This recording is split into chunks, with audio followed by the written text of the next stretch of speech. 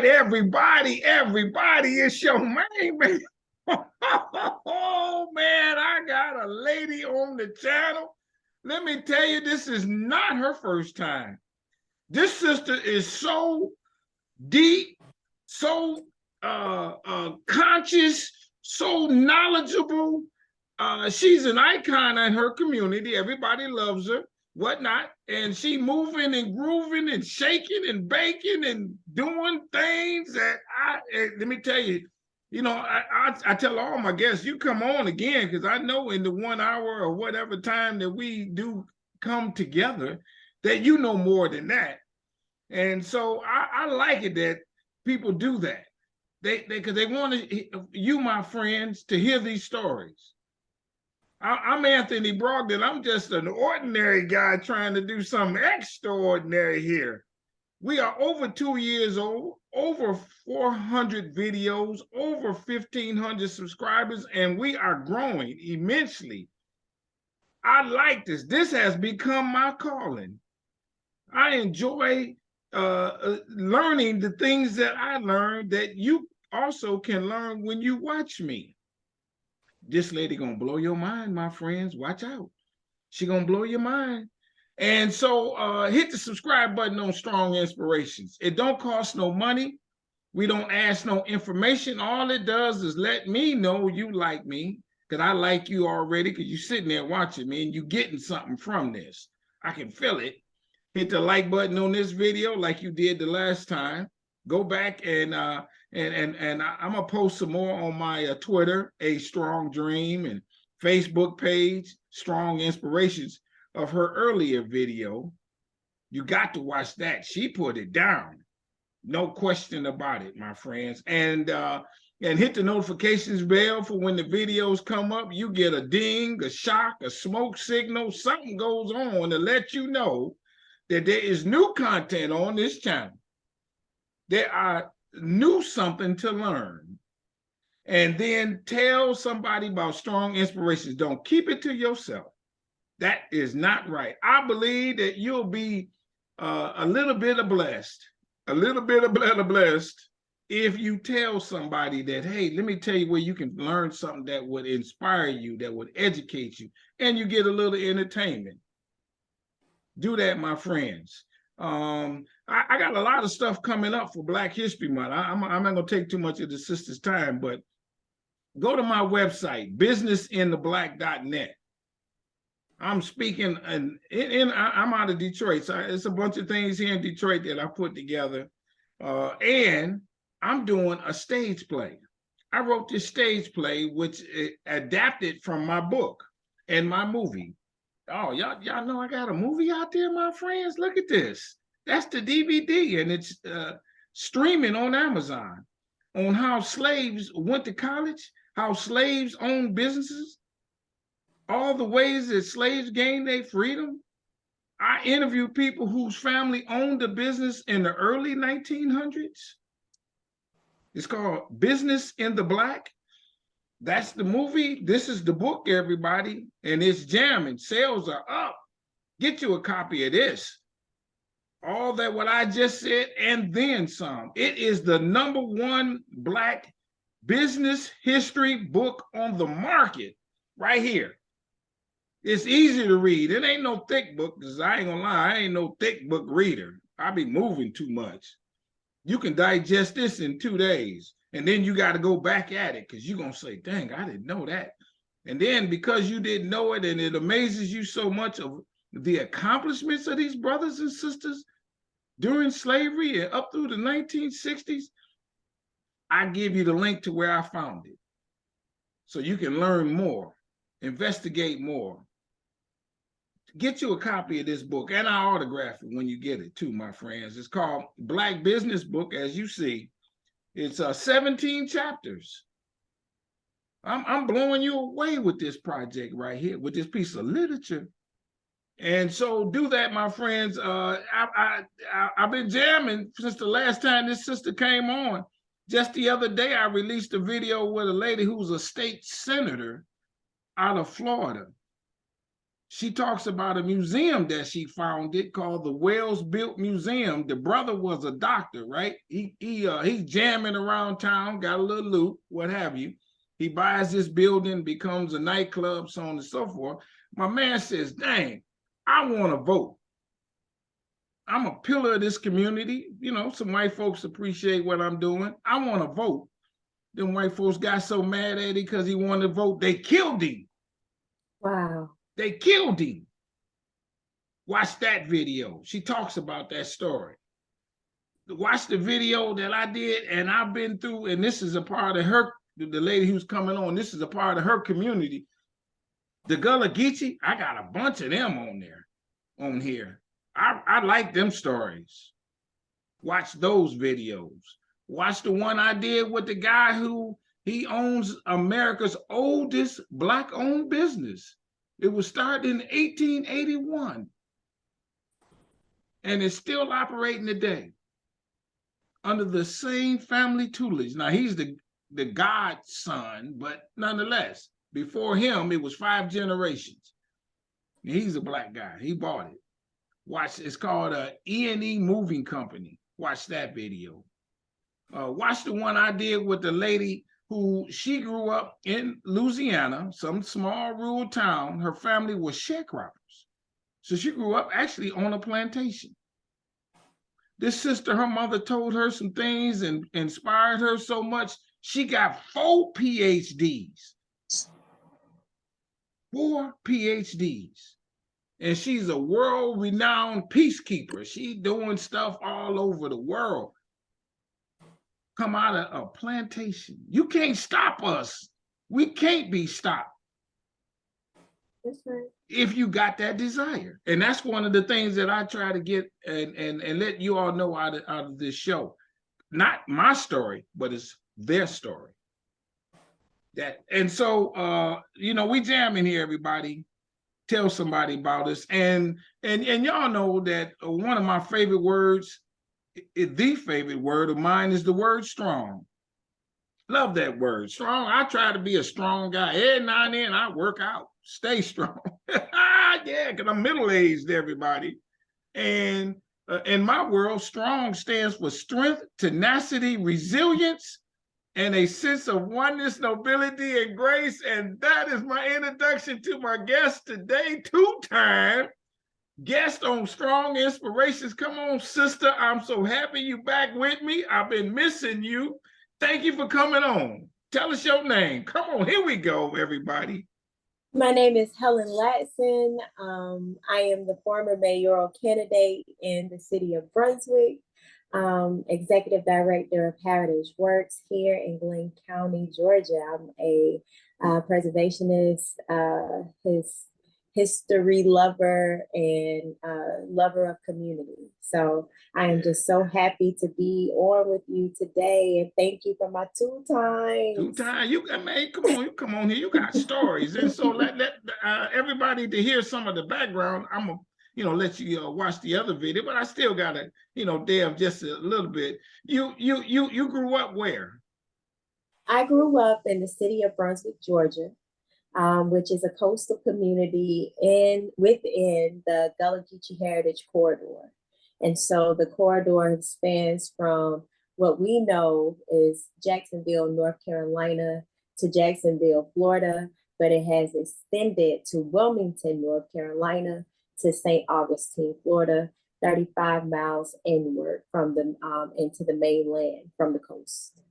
Is there a Black side of town, a white side of town there? Yes, there is. Now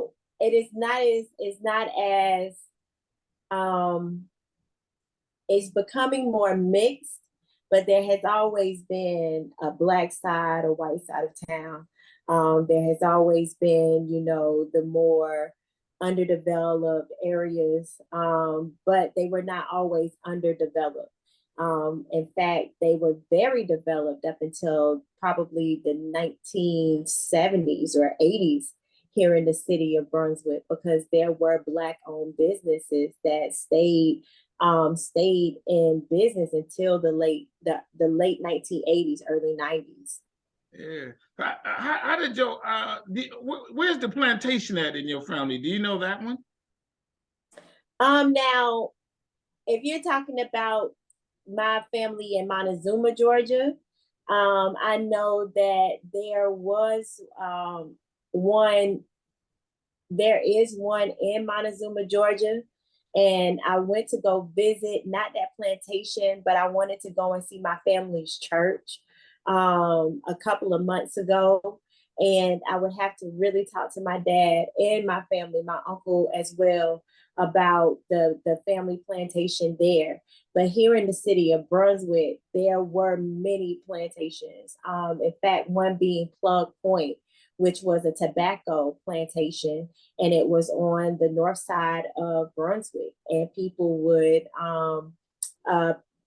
get their tobacco from Plug Point here in the city of Brunswick. So there were plantations here. One of the most known plantations in the city of Brunswick is Hoffel Broadfield Plantation. Well, can you is growing tobacco, from what you know, is that a dangerous thing like it is doing rice, or is it brutal, or any of that? Do you know of that dynamic? Now, growing tobacco, I'm not very sure about tobacco, but I do know that rice here was in the water, and Yeah, there were water moccasins here in the yeah. city, in the water, and a lot of people died, and not only from that the work as we know it as the field work, but there were also people who dug the Altamaha Canal here in the city of Brunswick as well, who were enslaved. That it's a canal that goes into our bigger waterways, and that it was a way that they moved lumber. So we had a lumber plantation here on St. Simon's as well. So that's how they move lumber.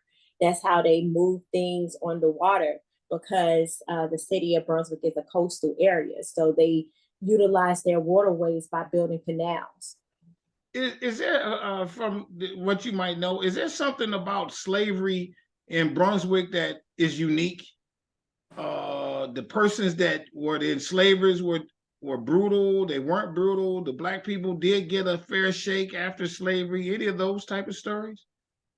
Well, I would like to think of people like Mr. J.K. Sheffield and Mr. J.S. Peterson, who were African American men or men of African descent who had their own farms, and they were wealthy Black men during that time. So Mr. J.K. Sheffield, he had his own lumber yard.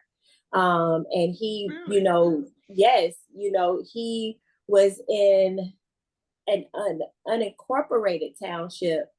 Oh goodness, that escapes me right now, but Yeah, it's as soon as it comes back to me, it's a yeah. township here in the city of Everett City, in the Okay. city of Brunswick. It's an unincorporated township that was founded by Mr. J.K. Sheffield and, other African people of African descent who started their own townships here in the city of Brunswick, or in Glenn County. So there are many African Americans who were quite wealthy, and as early as 1867. Like, the dynamic of Brunswick was very different, because although there were working plantations here, there were also people like Tunic Campbell and Gullah Jack and other abolitionists that were working towards African people of African descent holding their own, freed men, freed people who were pooling their own resources and establishing their own places. And so when we only think of slavery when it comes to Black people, but there were revolutionaries as well. There were people who stood up in the face of all of this that was going on. And so Tunic Campbell being the most prominent person in my mind right now, where he came to places like St. Catherine's Island and Sapelo Island, which is off of the coast of Darien, Georgia, which is a city about 35 minutes away from the city of Brunswick, which is also in the Gullah Geechee Heritage Corridor. Sure. Mr. Tunic Campbell, he came to establish a government with newly freed people and freed people who were already here on the coast. He came down. He was a freedsman. He was in government. He came down to establish government. He has written books on how to be innkeepers. He has written a lot of books. And so Tunic Campbell came to the coast and organized people on the coast and build an army, build up an economic system. And they were moving towards in independence on Sapelo Island and in Darien. So, I'm now at the point in my life where I don't only talk about slavery. What inspires me most about talking to you is your Black business book, and how Black business has always been a part of the American way for what African descendants or people of the diaspora living in what we now know as North America, because we know it was called something else when indigenous people were here. So what we know as North America, African people of the diaspora, people of African descent have always had a say in economics. And so Tunic Campbell will then lead you to your Marcus Garveys and your Booker T. Washingtons, and they lead you to that. But what Tunic Campbell did was establish organizations, which leads me to what we're talking about today, which is Black death, or how I would like to say is who got the body. And the fraternal societies that were prominent in communities after Tunic Campbell. What we do know about Tunic is, although he established these great things in the era of Reconstruction, that was only 12 years. Right. We also have this period in which we call redemption.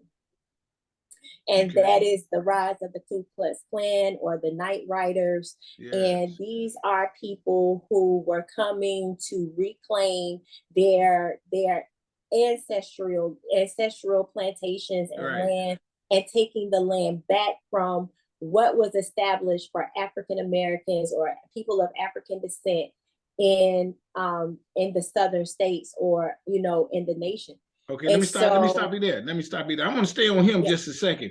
How much did he achieve? Oh gosh. I would challenge anybody to look up Tunic Campbell. How you spell Tunic?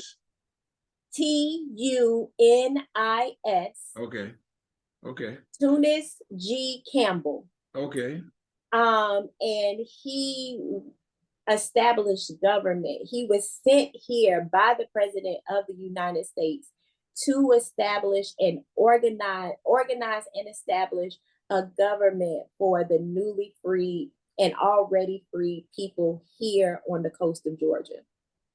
The President of America found this guy and said, I want you to go down there and do some things to help the people. Well, Tunic Campbell was already a statesman. He was elected office. Yeah, he was already in office because he was from the North. He was never enslaved. He was a freedman, and he was a part of government. And so he was sent here by the president. Oh, of the okay, never United heard this one. States to establish government here on the coast. So, okay, going back to his accomplishment, how many people moved to where he wanted to move? Uh, how There were big did it already get? That people. kind of thing. There were all remember. So after the Civil War, the last result of the Civil War was that all of the people of African descent, African Americans, were now freed to establish their own place, 40 acres and a mule. And we did get 40 acres and a mule. We did get our 40 acres, which is called the Gullah Geechee Heritage Corridor. It was just taken back or tried to be taken back. But the people of African descent, they worked and paid for their parcels. So Okay. there are farms that have here on the coast that have been in families for 100 years, because of their purchase of the land. Okay. So Go ahead. Tunic Campbell established governments on St. Catherine's Island, Sapelo Island, and so that affected the people on the mainland as well. So Darien, people in Brunswick knew, and this is what made Brunswick different, or what made Glenn County and McIntosh counties different. Black people were fighting. We talk about Ebo Landing, where Africans walked into the water and drowned themselves. I'm talking about people were actually having some straight up fisticuffs on the coast of Georgia. Okay. You call them that people call them the Indian Wars or the Seminole. These are people who were always fighting. This was not easy. This was not easy. Okay. This was not easy for people to be enslaved. On the coast, people were always fighting. And so Brunswick was once known as Negro paradise because the Black people here had businesses. Black people were established here.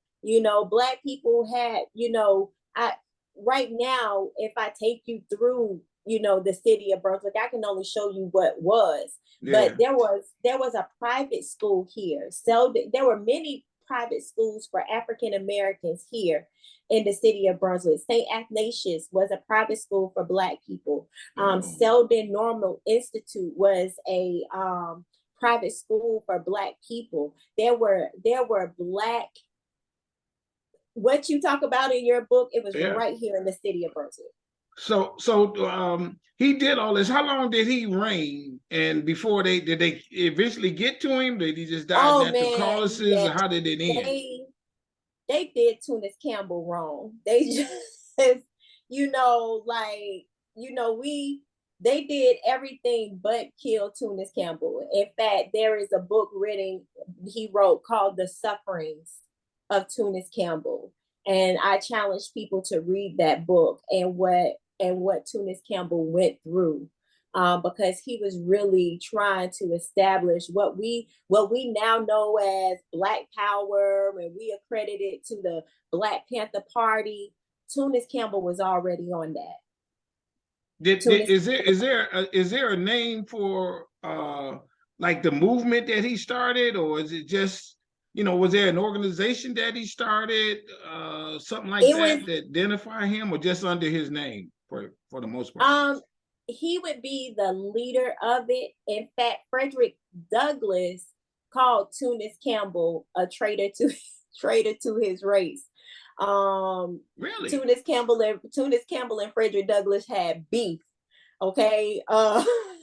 Because Tunic Campbell was around the time with Frederick Douglass, because Frederick Douglass was an integrationalist, where Black people and white people coming together. And Tunic Campbell was more of the only way that Black people are going to raise up is if they get amongst themselves and raise themselves up. and build their own trade systems and build their own militias to protect themselves. Okay, I love it. I love it. So he We did. talk They didn't about kill him though Martin, at the end. huh? They didn't kill him at the end. They the things that they did to him, he died of a broken heart. To be so close to a promise, to be so close to that, you know. Okay.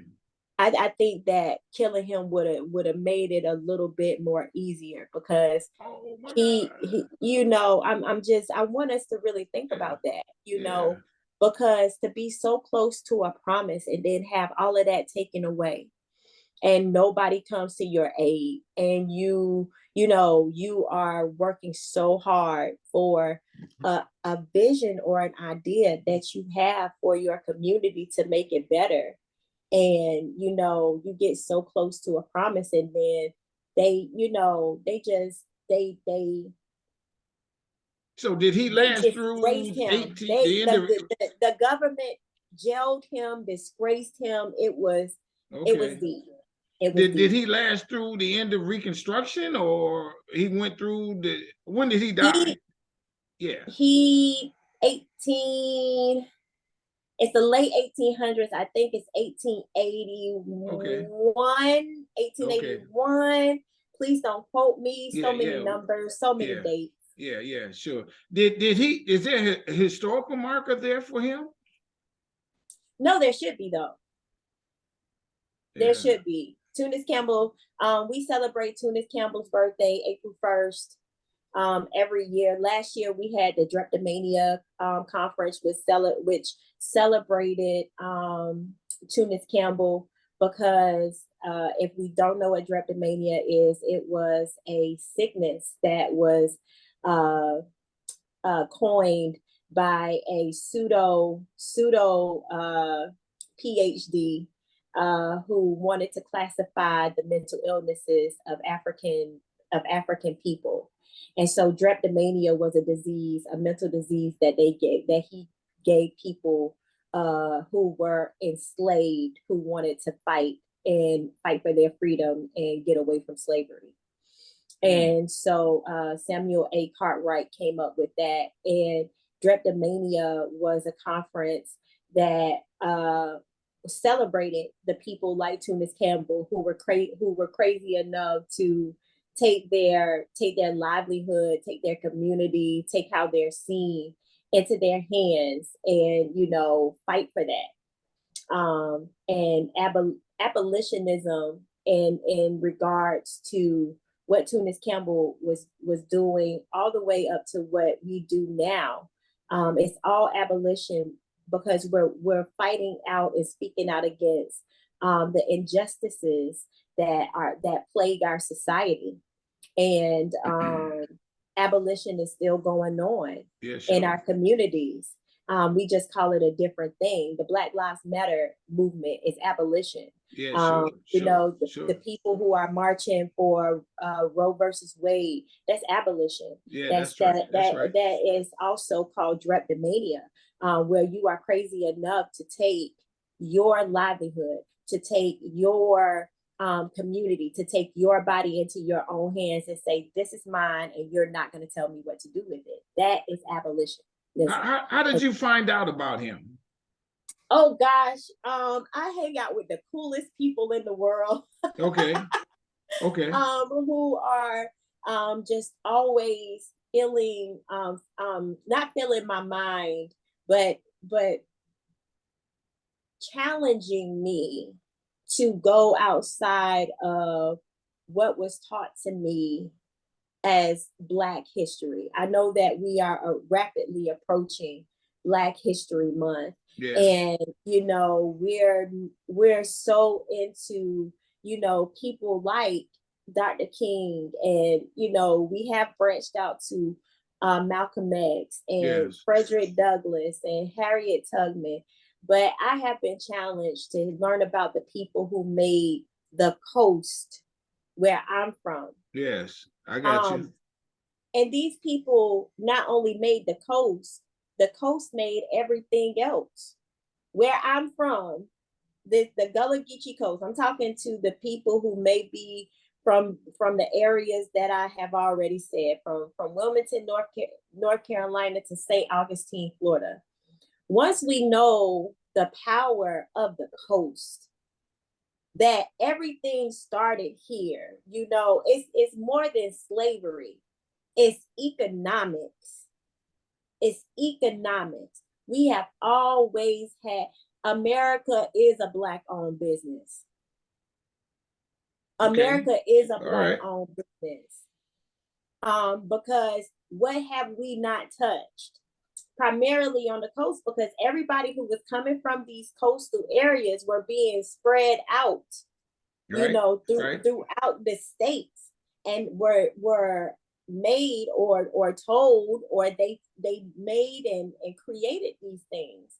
So, you know, the lumber that was shipped from I love it. the coast, the lumber that was shipped from the coast of Georgia, from St. Simon's Island, can be found in the Brooklyn Bridge right now. Oh, there you go. I want to go back, just expound just a little bit more on some of the other things that you said in terms of the plantations that are there. Are they still there now? They're not plantations though. They are subdivisions. They are probably golf courses. Okay. They're not, you know, but now there are some places that, you know, like Hoffel-Brockfield Plantation is a place where you can visit. Right. And as a tourist attraction, that kind of thing. Yes. The people that live there, what became of their plight? And you know what I mean? Let me ask you in this regard. I'm in the North, and we look at and I mean no disrespect in this. We look at some Southerners as not being up to snuff to as we are. Did those people who shame on you? I know, but there's a question take my here. Glasses off on go ahead, because I know you're gonna beat me up. But the question is, you Northerners, the people that came out of that the Tunic understanding, and that did they grasp what he did? Did they try to say, okay, we're gonna keep this alive? What happened? Did you not hear me tell you that Brunswick was known as Negro Paradise? Okay. Did you not hear me tell you? Yeah. You know what I'm saying? Yeah. So let's talk about this. And I'm so happy that we're here now. Okay.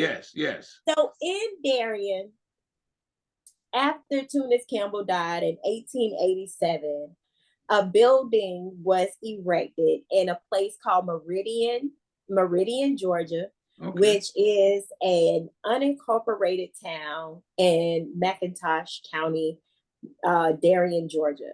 Okay. And this building was built by a fraternal society, and they took the practices of Tunic Campbell, because remember, he passed away in 1881-ish. So they built this 6 years after Tunic. And so they built this building as a burial society. And a burial society, you can find these in England, you can find them in Africa. A burial society is a fraternal order or a group of people who come together with the mission to raise money to help the members of the order.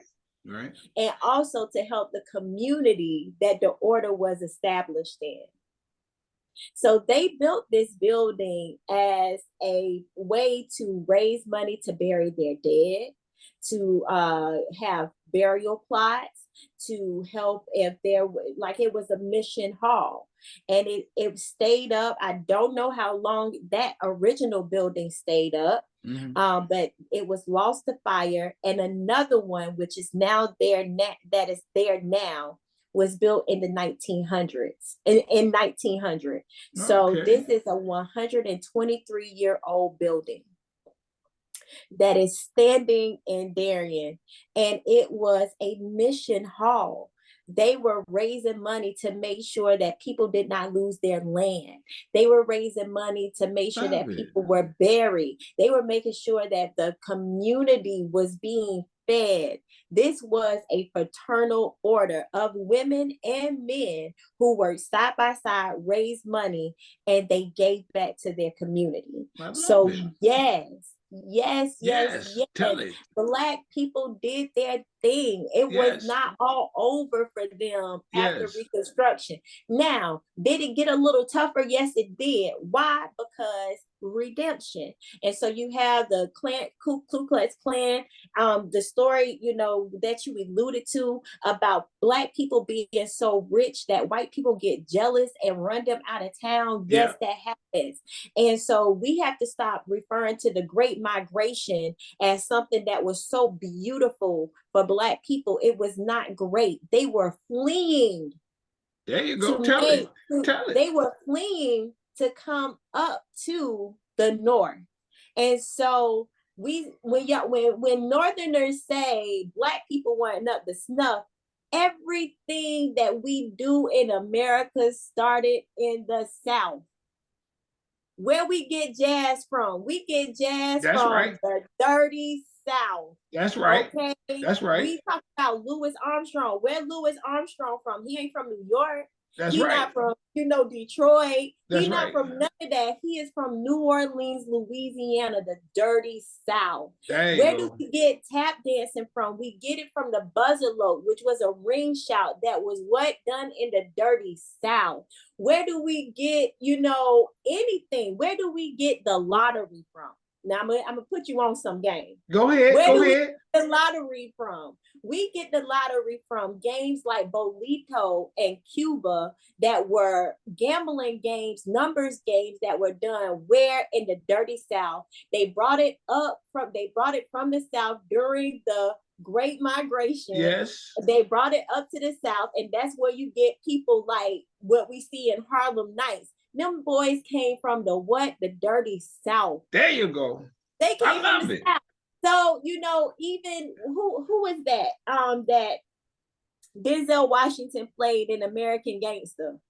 But I mean, who I'm Bugsy or something. I don't know if that is. Guess where he from? Yeah. South Carolina. Yeah, he's that's right. Okay, so he came from. Yeah, there you go. Tell it. South. Yes. So I always laugh. I had to take my glasses off on yes, y'all. Yes. I didn't mean to break no nerves. We gave y'all swag. Yeah. So now let's now one of the things that and I appreciate you doing that. I'm mistaken and I mean no disrespect. That Masonic order, what was it called? What was the name of it? Do you remember?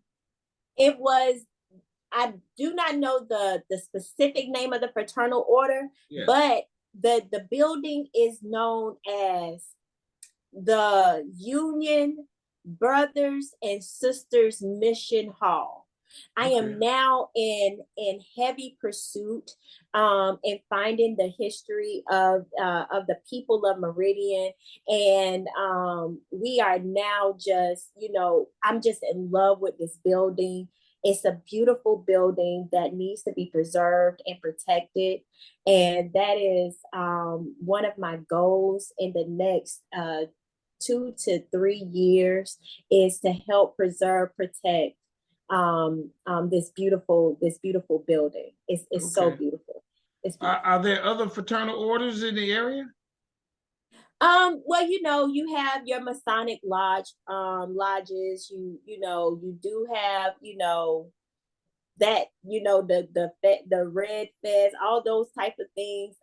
The Red Fed, I'm not familiar with that term. Well, there are other orders, the Shriners, different people who are still in the city, or in, around, the city of Brunswick, McIntosh, the ones that, your Masonic orders, the lodges, that, but this specific order that was for Union Hall, I do not know the fraternal order. And that is something that I am in heavy pursuit of any information. about is that. it is there an organization in Brunswick that is an old, beside that Masonic, old organizations established by blacks that maybe many that's just in that city to like is there I don't know how to call it, is there a links or something like that that is just Yeah, of a high of people, not links, but something like that that is just for out of that town. yeah, there are links here. There are, sororities Yeah, and yeah, your yeah. fraternities here. Yes. Um, What's the but closest college? Black college, HBCU. oh, Savannah State University. Oh, okay, okay, okay. Yes, Savannah Yeah, State University. okay. That is our Gullah Geechee HBCU. Yes. Okay, okay. Yeah, I was on the Yes. campus And a little while ago. that was founded by an African American man. Oh, is that right? It is not named after anybody else. That was founded by an African American man. Yes. Yes. Do you And that was founded in 1890. yeah. Do you what else about Brunswick? Um, I think that a lot of people, I think that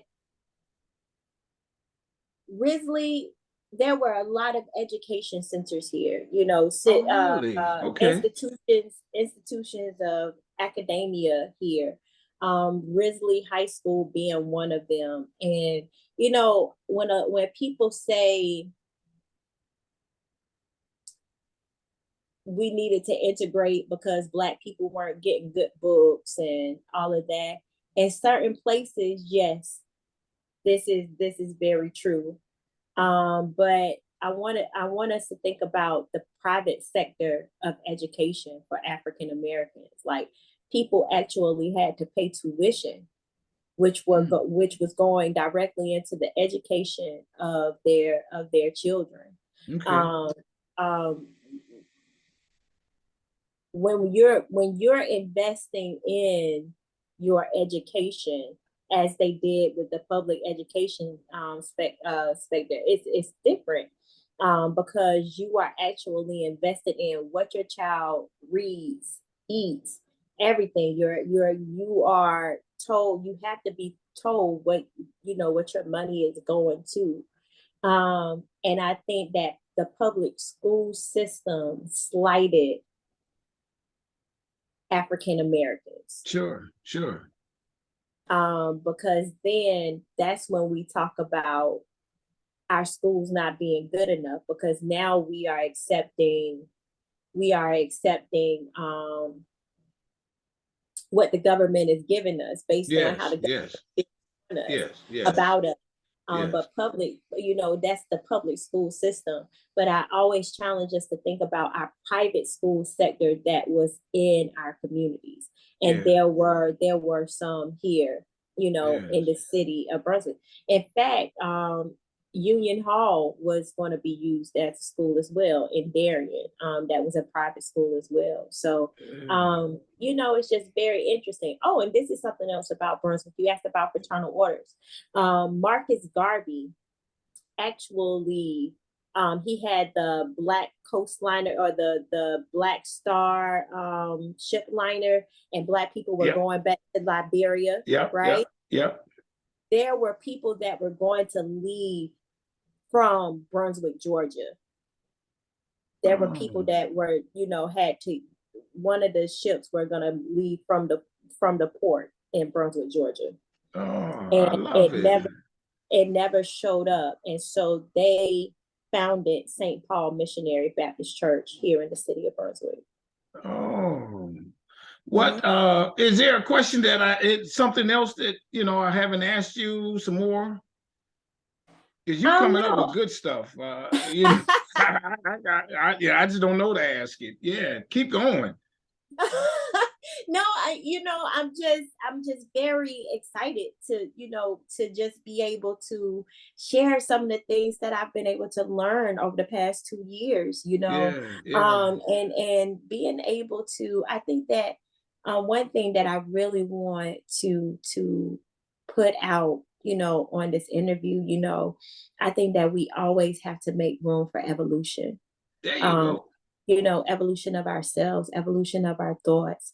Because the things that I thought 2 years ago, or the things that I thought I knew 2 years ago, I've either, been able to read something that made me think differently of it, or, you know,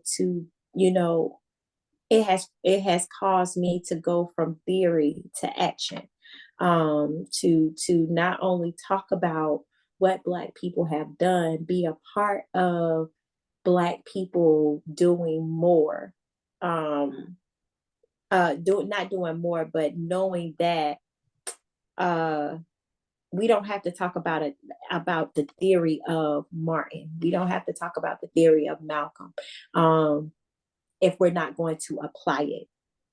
These are things that Okay, we must okay, okay. apply to ourselves. Not only talk about what they did, what are we going to do to pick up that torch? Yeah, it got burned down. We think of Tulsa, Oklahoma. Yeah, it got burned down, but we always stop at it burning down. We don't talk about it being rebuilt. And we don't talk about how Black people always keep trying.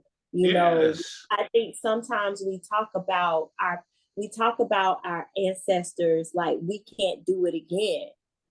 And it's all, we can do it again. We Yes. can we it is being done right now. I Yes. think that to use those people that we always like to name you know as testaments of the things that we can do.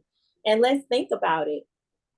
These people who built Tulsa, the people who built Bruce's Beach, the people who built, the Dolphin Club Hotel, the people who built all of these things, they didn't have a cell phone. They didn't have, the internet. They did, all Yes. they had was the things that they knew right then and there, and their hands, and they created something, Yes. and so here we are with all of this stuff, all of this knowledge, all of this stuff, all of these blueprints of how, of what we can do and where we came from. And we're still just, sitting talking about what used to be. I am all about Black history. I'm also about Black presence, and I'm also about Black future. You Dang. know, Whoa. Yes. You got deep. Did you know you was gonna be deep? Were you deep as a kid, and now you deeper, or you know what I'm saying? How did you get to be like this? my mom sent me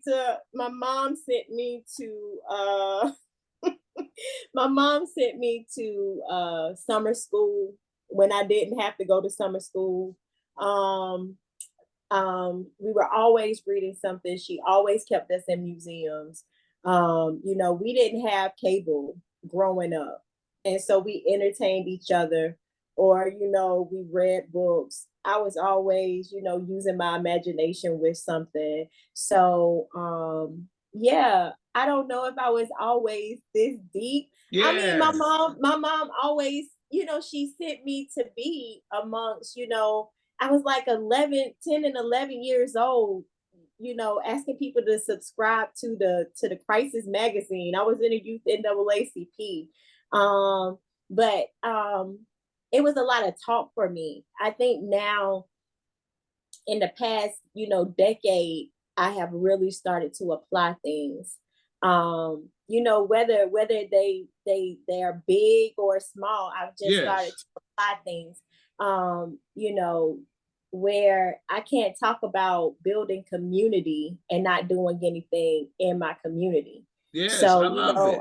I just started lending my talents, like, Yes. doing free poetry classes, doing free, you know, writing plays for the local elementary school, and it has helped me, be on this path. I don't think that is deep. I don't know if it's deep. It's I'm deep. not trying. I'm Yeah. not trying to be deep. Yeah. It's just these The are deep thoughts. part is that you're moving on it, though. You know what I'm saying? You're Right. moving on it, because a lot of times, like, give you a short example. Let's say I'm out selling my book, and I go to the grocery store, and there'll be a guy there, and he got a Black Lives Matter, Black Afrocentric T-shirt. The deep thing for me is I am now going up to strangers. You going up to strangers. When you ran for political office, that took you some out of your comfort zone, I'm sure.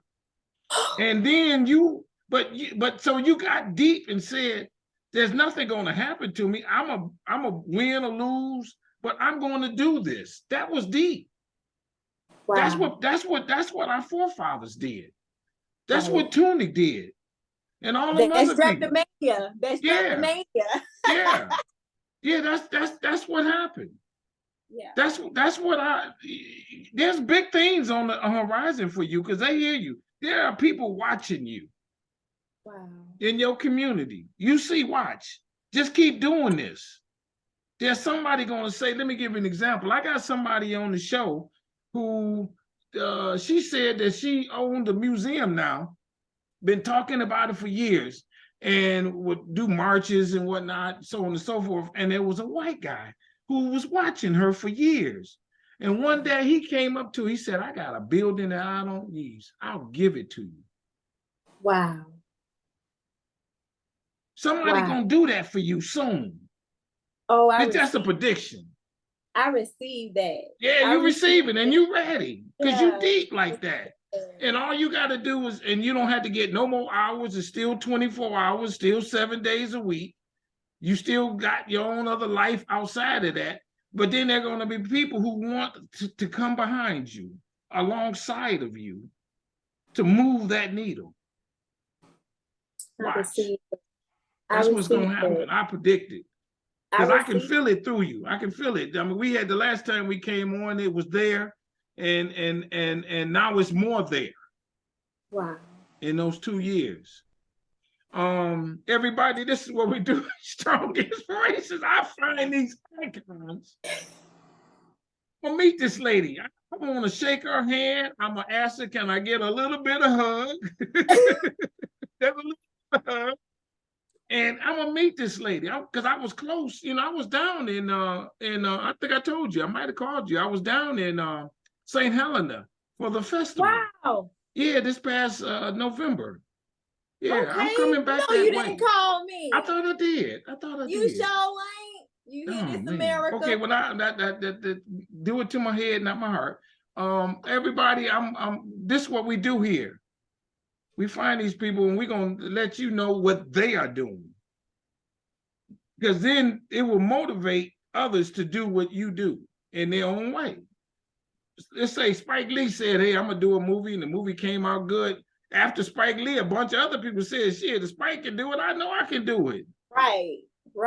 And that's how the needle moves. Yes, and that's what I want. I don't know what I'm going to be doing 5 to 10 years from now. I don't know, 20 years from now. But I do want other people to be involved in their community. I do want other people as excited about learning about history, about the cultural history of where they live, taking ownership, of their communities.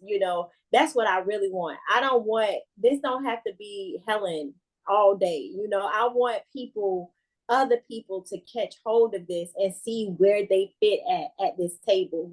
We're always saying, I want a seat at the table. I'm challenging people to be the table, be the chairs. Yes. Because everybody, some people if you like history, there's a job for you. You can create a job. I didn't know that being a bookworm was going to actually be something that, worked out for me. I didn't know that I was going to end up in a museum. I didn't know that I was going to, end up giving tours of my city. I did not know that, my curiosity led me to these places. You know, people who like to watch the Food Network and liking to cook, you know, there's a reason for that. There's a story in our food.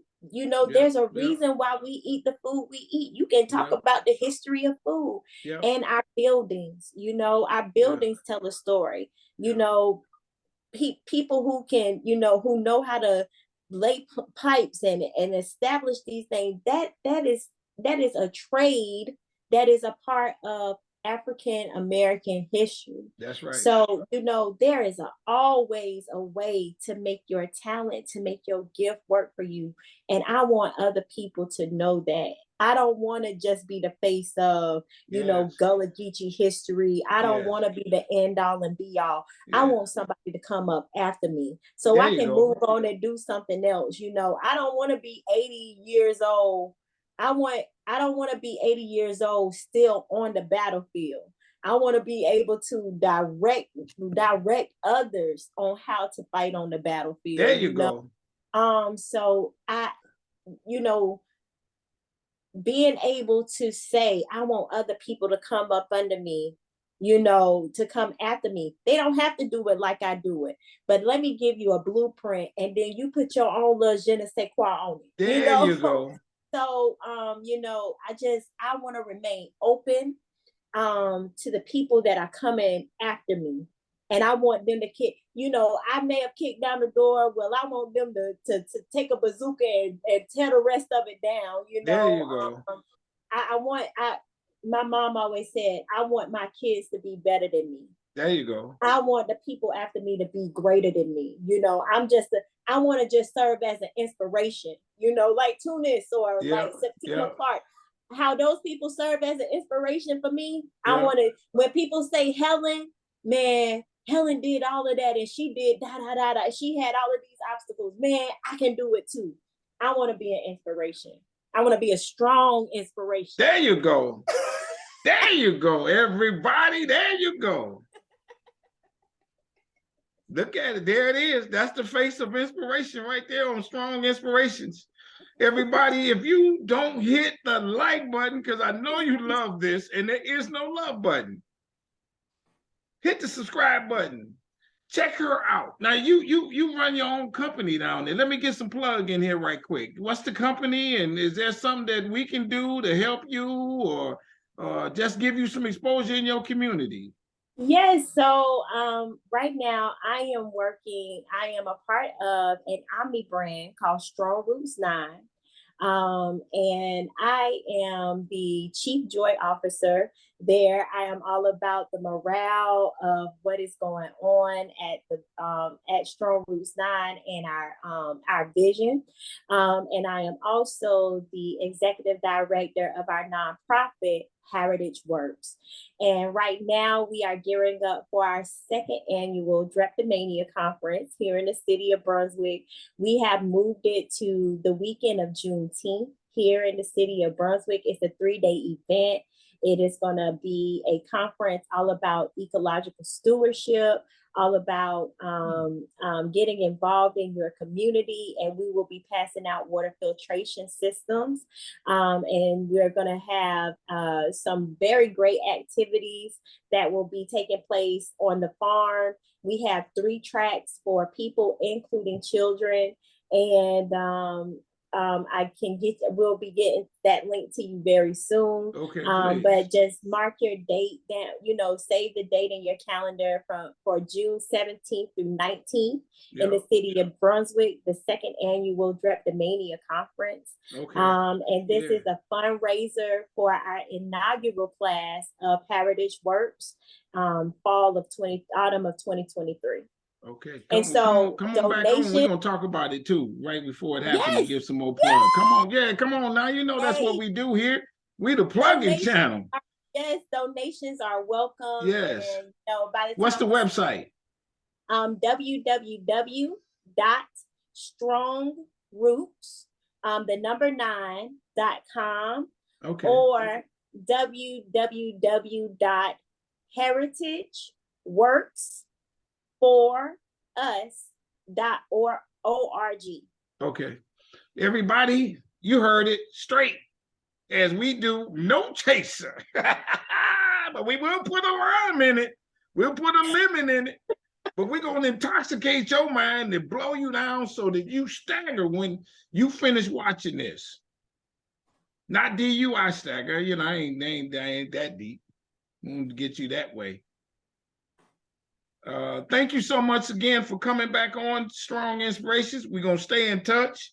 Everybody, you see what we do. You see her. You feel the passion. To you, my sister, I say this, and I mean this with all sincerity. I truly mean this. I want you to stay strong, stay safe, stay on your grind, keep doing what you're doing. You're going to be rich. I take that. You're going to be rich. I receive that. You're going to be rich. And accept that. Yes. Yep. You're going to be rich. With that, I'll say bye-bye. We out. Thank you. Thank you. Yeah.